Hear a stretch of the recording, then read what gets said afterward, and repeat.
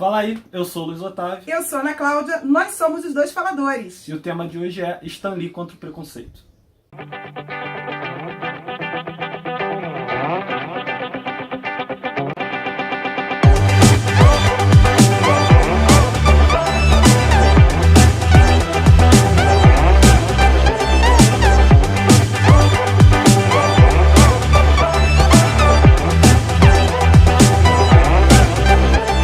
Então, 2 dias atrás o Stan Lee faleceu, desencarnou, e aí a gente viu a internet, obviamente, com toda a justiça, né, Tudo mérito dele. em comoção, falando sobre a importância do Stan Lee, falando como ele foi importante para a indústria e para a vida de muitos, quantos atores a vida não mudou depois que começaram a fazer no cinema, quantas pessoas não mudaram lendo os quadrinhos.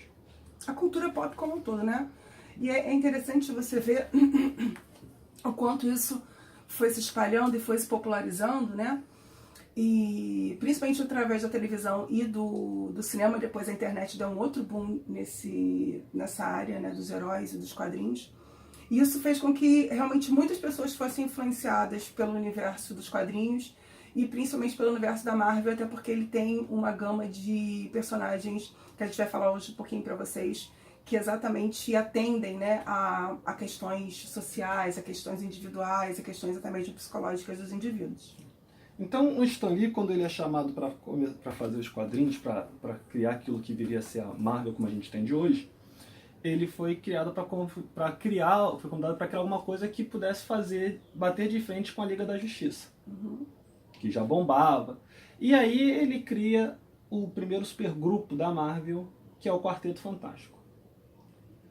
E aí, uma das coisas que ele teve preocupação foi justamente de tentar pegar heróis que fossem semelhantes às pessoas que liam os quadrinhos. Porque os heróis da DC eram deuses, eram pessoas assim, acima da humanidade. Isso tem a ver com a época que eles foram criados. Então você vai ter um período em que eles tinham como assim, desejo grande trabalhar a questão do patriotismo, né? O Super-Homem, que é o primeirão, ele é um cara de fora, ele é alienígena, né? Mas ele é um cara perfeito, ele é incorruptível, tanto moral quanto fisicamente. Ele tem uma fraqueza, né? E que é uma coisa que não é nem humana, é uma pedra, né? Que vem de outro planeta também, né? Aqui na Terra não teria nada que pudesse, de alguma forma, abalá-lo, né? E isso era uma mensagem, de alguma forma, que se queria passar. Depois, quando se cria o Batman, a mesma ideia, né? De um cara também branco, bonito, charmoso, bem nascido, forte, né? No caso dele até mesmo rico, e que vem para lutar pela justiça. Mas eles são um padrão de pessoa, de personagem muito idealizado, realmente, muito próximo a Deus, muito longe da população, das pessoas comuns. Mas isso era um desejo e um reflexo dessa sociedade desse período, né? E aí o Stan Lee cria o Quarteto Fantástico, que é uma família. E é uma família padrão, é uma família que tem o marido, a esposa, o irmão da esposa, né, o cunhado, vamos dizer assim, e o colega, o parceiro. São cientistas e que num acidente eles ganham os poderes deles. Só o fato de ser uma família com seus problemas já mostra como ele tenta botar o pé no chão e chamar a atenção para várias coisas da vida das pessoas. Mas a gente vai focar aqui no Coisa. Que de todo o quarteto é o personagem que mais mudou todo esse perfil que a gente falou antes, né? Do cara bonitão, perfeito, e que tava ok, porque assim, o Super-Homem tem poucos momentos em que ele não tá ok com a própria existência dele. E o Coisa não, ele tá o tempo todo, desde o início, ele tá sempre inconformado com a aparência dele, de todos, com a situação monstruosa que ele tá. Ele é o que mais sofre, porque ele virou um monte de pedra. O nome dele é o Coisa. O outro é o Senhor Fantástico, o outro é a Mulher Invisível, o Totoshimano, ele é a Coisa. E eles permanecem com o visual que eles tinham antes. Então, o nosso filme caiu. Mas eu acho que isso faz parte, né? Esse Homem-Aranha, ele gosta muito de cair. Vamos continuar. Ele adora cair, então vamos continuar. Aí, tá falando, então assim, o Coisa, ele é o primeiro personagem herói que tem uma aparência monstruosa. Porque antes era muito claro, né? Pelo visual estético, que era um personagem herói e um personagem vilão. E o Coisa tem toda uma cara e uma brutalidade, e uma ferocidade, uma raiva também que ele carrega, diferente do que você encontra nos outros personagens heróis anteriores, né? Inclusive os da DC. E logo de cara, o reflexo que a gente tem que ter, assim, é como a gente julga as pessoas pelas aparências. Eu acho que se tem uma coisa que o Coisa deixa bem claro, é justamente isso, assim. Como a gente, às vezes, se preocupa em apontar o dedo para o outro, em apontar as diferenças para o outro, e não imaginar como aquilo pode impactar aquela pessoa. A situação do Coisa, a dificuldade dele lidar com a própria realidade e com o que ele se vê no espelho é tão grande que a pessoa que ele vai namorar é uma cega, é uma deficiente visual. Que a gente sabe que tem todo o tato, né? Mas a pessoa que ele consegue se colocar à disposição para se relacionar é uma pessoa que não o vê. A gente poderia passar o vídeo todo Falando coisa. só falando sobre isso. E, inclusive, assisti um documentário bem legal do History Channel, que é o Super-Heróis Decifrados. Bem legal, e vai falar exatamente bastante sobre coisa, e principalmente vai mostrar o autor do Game of Thrones, o R.R. Martin, falando sobre a ligação que ele tem com os quadrinhos da Marvel, com o Coisa, e que ele foi o primeiro cara que se inscreveu para Comic Con em 64. Ele fala que custou $1,50 a inscrição dele. E a primeira coisa que ele publicou na vida foi uma cartinha que ele escreveu para o Stan Lee. E o Stan Lee responde a ele, publica a carta dele numa das revistas. Ele está exatamente elogiando toda a característica inovadora que ele encontra nesse quadrinho do Quarteto Fantástico, principalmente nessa situação das questões internas do Coisa, né? Que é bem interessante. Então, assim, assistam. Tem no YouTube os Super-Heróis Decifrados do History Channel. A gente não vai seguir ordem cronológica aqui. A gente só falou o primeirão, dá pra dar o gancho, mas a gente não vai seguir ordem. Então, a gente tem, além do Quarteto Fantástico, a gente tem o Capitão América. E aí vamos falar um pouquinho do Capitão América, que na época vem no contexto de Segunda Guerra Mundial, né, e também daquela representação do ideal do indivíduo perfeito. A gente não vai falar tanto da questão nacionalista, porque ao longo do tempo o próprio Capitão América muda isso. Porque o próprio americano passa a questionar isso em certos períodos. Sim. Então, os quadrinhos, eles vão espelhar a sociedade americana de uma forma muito interessante. E de uma forma como todo mundo, né, pela globalização, acaba sendo influenciada também para a cultura americana, você também começa a ter esses questionamentos no mundo todo. Então, quando surge por causa do medo do nazismo, né? E o nazismo também era nacionalista, e a resposta contra o nazismo também é uma resposta nacionalista e patriótica, né? Mas também, ao mesmo tempo, uma ideia de que os Estados Unidos é o guardião da liberdade do mundo, né? Que os Estados Unidos têm um papel para o mundo que muitos americanos acreditam até hoje, tanto que a maioria dos filmes que você assiste são pessoas comuns que salvam o mundo. Um cara tá, tipo, tomando um cafezinho e vem um ataque alienígena e ele vai lá e salva o mundo. E são pessoas absolutamente no seu dia a dia não admiráveis, não são especiais em nada. E se a gente pega o Capitão América, ele era um cara mirradinho, que ele queria muito ajudar, muito ajudar. E aí ele consegue fazer parte de um projeto do governo. E aí o filme do Capitão América mostra muito essa essência na cena em que o comandante não quer que seja o Steven Rogers, o escolhido, porque ele é mirrado, ele não consegue fazer nada, ele já tinha sido reprovado várias vezes. E aí o cara joga uma granada no meio do treinamento. Todo mundo sai correndo e o Steve Rogers pula em cima da granada para salvar todo mundo. E aí eles percebem que esse é o sentimento, que é o mais importante também que é interessante na Marvel, né? Os sentimentos dos heróis. Que esse era o sentimento que eles queriam que esse personagem, que esse cara, nessa criação que eles tinham do Capitão América, que ele tivesse. E dentro disso, uma ideia importante dentro da questão do sentimento é assim, a importância que eles vão dar ao que há dentro do indivíduo. Né?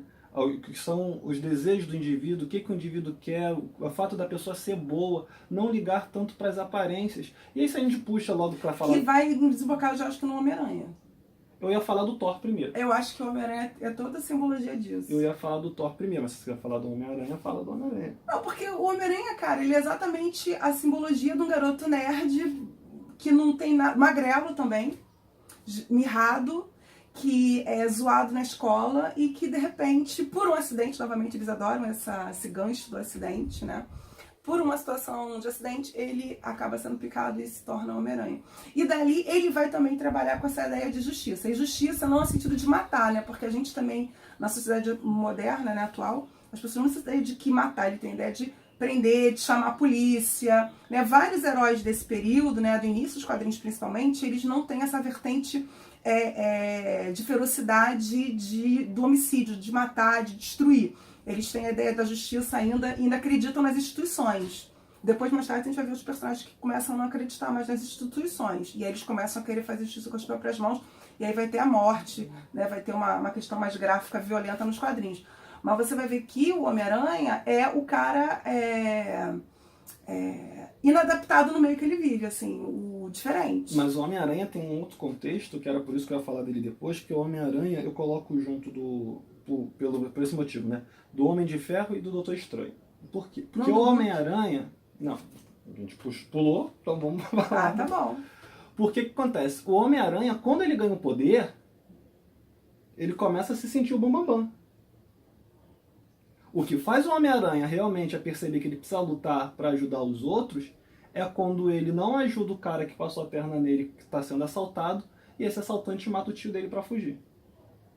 E aí a frase do tio dele, com grandes poderes vem grandes responsabilidades, que vai passar a realmente nortear a vida dele. Certo, concordo. Muito semelhante também com o Doutor Estranho, que era um cirurgião famoso, egoísta, só pensava nele, e sofre um acidente e fica sem poder usar as mãos. E aí na magia, no estudo da magia, no estudo das dimensões alternativas, ele vai encontrar o verdadeiro poder dele e a necessidade de se preocupar com o outro. E quem vai passar por isso também é o Homem de Ferro, que vem todo no contexto belicista de guerra do Vietnã. Depois, quando ele vem para o cinema, você está falando de um momento de guerra do Afeganistão, mas que num primeiro momento ele é dono de indústria armamentista, ele vende armas, ele faz isso, aquilo, aquilo outro. Absolutamente egoísta. Egoísta, egocêntrico. Tanto é que ele ainda é egocêntrico. Os heróis da Marvel não perdem falhas. Assim, eles têm defeitos de caráter. Eles são capazes de mudar a visão de mundo deles, são capazes de agir no bem, mas são pessoas que ainda precisam trabalhar isso é uma coisa legal, internas. porque você vê, esses três personagens, eles passam pela coisa do turning point, ou seja, eles têm um momento de virada, de conscientização, de que eles precisam fazer alguma coisa útil com aquele dom que eles ganharam a partir daquela situação, ou até mesmo da riqueza. Do caso do Tony Stark, que ele não aconteceu nada, assim, quer dizer, ele acaba sofrendo um atentado, e depois tem que colocar aquela peça no lugar do coração, mas eles acabam tendo que se reconstruir a partir de um episódio traumático. Eles precisam entender que eles não são melhores que ninguém para poder atingir na plenitude o que eles realmente podem ser. E esse poder ser é ser alguém que realmente colabora com a sociedade, né, em tornar o mundo um lugar melhor, que também é uma temática bem importante de mostrar que todo mundo pode colaborar para uma sociedade melhor. E aí, vamos voltar agora lá pro Hulk e pro Thor, que eu ia falar. Que a gente falou da questão de se preocupar com a essência do indivíduo e não com a aparência, que a gente começou falando coisa, aí falamos do Capitão América, pulamos rapidinho e voltamos. O Thor, a primeira edição do Thor, ele não aparece como Deus. Ele não fica andando como Deus. Ele aparece na versão de um médico, de um cirurgião, se não me engano, ou um médico socorrista, que é manco, inclusive, que usa uma bengala. E aí, quando ele quer, ele bate com a bengala no chão. E aí ele vira aquele Deus todo-poderoso. O próprio Hulk, ele é sempre aquela figura do cientista, e quando ele se transforma no Hulk, ele se transforma naquela coisa enorme, naquela coisa poderosa. É sempre batendo na tecla do que realmente importa, é aquilo que a gente não vê, é aquilo que a gente não percebe com o indivíduo, é mais do que a gente é capaz de enxergar no primeiro momento. Que a gente não pode condenar, que a gente não pode julgar só no primeiro olhar. O Hulk, mais do que todos os outros, são os personagens que eu mais gosto, faz parte muito da minha infância, assisti muito Hulk quando eu era pequena. E o Hulk, ele é um cara cheio de camadas, né? Ele é igual a cebolinha, né? Ele é um personagem muito denso. E mesmo para a infância, assim, eu curti assistir de qualquer forma, mas se você for assistir hoje com um olhar adulto, você vai ver que tem toda uma melancolia, todo um desespero, toda uma inadaptação, toda uma série de questões que ele carrega, e uma raiva, né? Uma questão não resolvida dentro dele, e que isso acaba, uma revolta, né? A palavra que eu procurando era revolta, uma revolta que ele sente muito grande, e que isso colabora na transformação do personagem quando ele se transforma no Hulk, né? E mesmo assim, pelo menos no seriado que eu gostava muito de ver, que ele estava sempre... Era algo que ele não controlava e que ele não tinha total controle sobre aquilo, e era uma coisa que fazia ele sofrer. Sim. Além das questões que ele tinha internamente, a existência do personagem, o que ele fazia, por mais que ele tentasse ajudar, era algo para ele sofrido. E isso também é uma coisa muito bacana dentro do universo Marvel criado pelo Stan Lee, que é essa humanização do herói. E que faz com que você se identifique, né? Não apenas no que eu quero ser, mas, poxa, eu sou isso, mas eu também posso ser esse outro lado que esse herói tem. E isso que é bacana do universo que ele cria. E outro contexto do Hulk, assim, mesmo o Hulk ajudando as pessoas apontam pra ele por causa da aparência dele. Ele nunca é aceito, ele nunca é totalmente aceito, nem por ele nem pelos outros.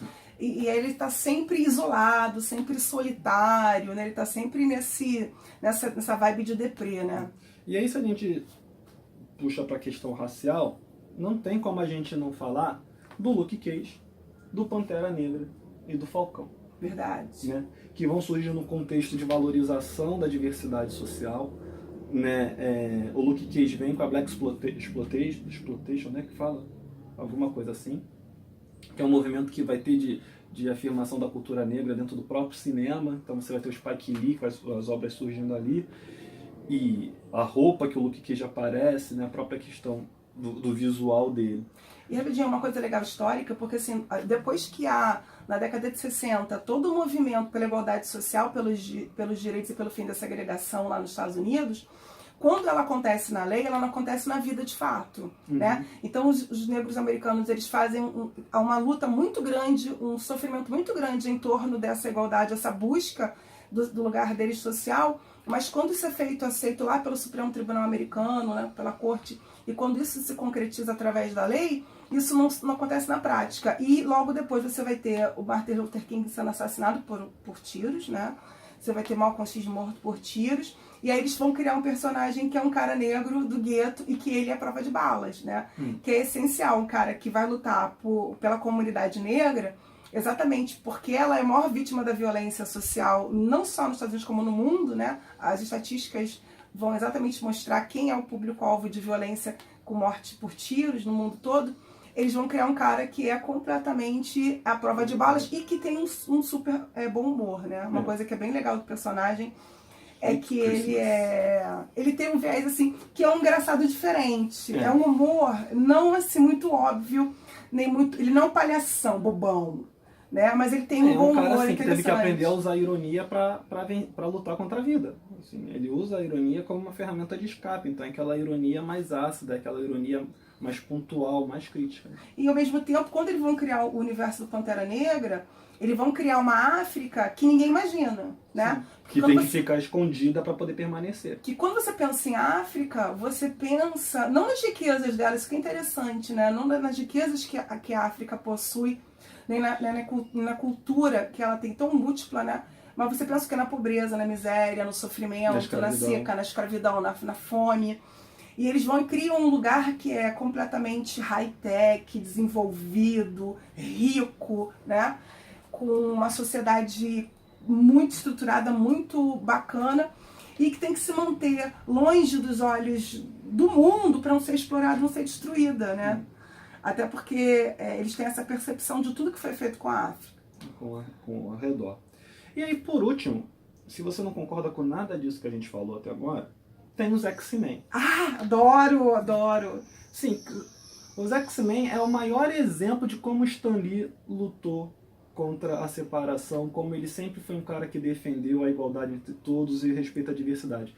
Cada mutante é de um jeito diferente. Não, eu não tô querendo dizer também que ele é um cara, assim, perfeito. Ele não era uma pessoa, assim, moralmente, que você assim, ah, caraca, que cara incrível. Mas ele não é um super-homem, gente. Incorruptível, incrível super-homem. Ele é um ser humano. Então ele tem falhas como ser humano, como indivíduos, tem erros, mas assim, a gente não pode negar a obra e do trabalho que ele fez e das ideias que ele teve, dele introduzir o negro, ele introduzir a mulher, ele introduzir o deficiente físico, ele vai introduzir uma série de minorias dentro do universo dos personagens que até então eram só pessoas perfeitas e que vão fazer com que as pessoas cada vez mais se identifiquem e se sintam próximos e se sintam bem consigo mesmos, né? Isso que é o bacana das criações dele, né? Você pensar em tudo que ele imaginou e que ele idealizou dentro da cultura dos quadrinhos e que depois foi para o cinema e para as televisões, É impressionante como é que isso acaba influenciando, impactando e ajudando as pessoas, né? Um fenômeno que foi agora há pouco tempo, que foi o do Pantera Negra, de como as crianças negras se sentiram felizes. Embora já existisse o Falcão Negro, ele não foi um personagem muito explorado, ele era bem coadjuvantezinho mesmo. No cinema. No cinema. Né? Porque nos quadrinhos ele teve o seu papel. Que hoje é o maior veículo, né, de propagação, de informação que as pessoas têm, porque hoje as pessoas talvez não leiam tantos quadrinhos como antigamente. Por que a gente resolveu fazer o vídeo sobre isso com o Stan Lee, né? Porque não dá pra você ir pro cinema achar sensacional os filmes da Marvel. Não dá pra você comprar os quadrinhos, comprar os enquadramentos. Andar com a camiseta, que quando você anda com uma camiseta, você está levando uma ideologia, né? Você está levando uma ideia para a sociedade. E que ideia é essa que você está defendendo na tua camiseta e que você está vestindo? É uma coisa literal. Quando você veste uma camiseta, você veste a sua ideia. Então como é que você tem, às vezes, assumir uma ideia numa camiseta porque você acha mal barato um personagem, mas na tua vida você não quer trazer esse valor para você? Então, ou você curte Marvel, ou você é preconceituoso. Não dá pra ser os dois. Ou você gosta de filme de super-herói, ou você se empolga com filme de super-herói, ou você aponta o dedo pro outro só porque ele é diferente. Né? Muito se celebrou a importância do Stan Lee para a cultura, e a gente não pode esquecer dessa importância no contexto social. Né? E aí isso vale para qualquer lado da sociedade. Né? A gente não pode apontar o dedo pro outro só porque ele tem algo de diferente da gente. Cara, eu tô falando de coisas dentro da lei. Né? Não estou fazendo apologia ao que é errado. Ao que é errado. O que a gente está tentando falar aqui é da mesma maneira que o Stan Lee falou através dos quadrinhos dele, é o respeito à diferença, o respeito ao gosto do outro, o respeito à opinião do outro. E vamos pro debate. E fazer você acreditar que, embora a gente seja diferentemente igual, todo mundo tem alguma coisa bacana que pode somar, que pode ser trabalhado, todo mundo pode ter um turning point na vida e se reinventar, se reconstruir pro bem, né? Que a grande maioria dos personagens, porque muitos personagens, quando eles são vilões, eles têm turning points pro mal, né? Eles viram, né? Acontece uma situação dramática lá qualquer, muitos vilões são assim. E ele acaba se tornando um vilão, por alguma situação que ele passou. Mas esses que a gente está pontuando hoje são exatamente pessoas que souberam dar viradas nas suas vidas, e principalmente com a ajuda dos outros, né? Que também é muito legal. O X-Men passa muito isso, da ajuda do grupo, do suporte, do apoio, que as pessoas que se identificam podem trazer umas para as outras, né?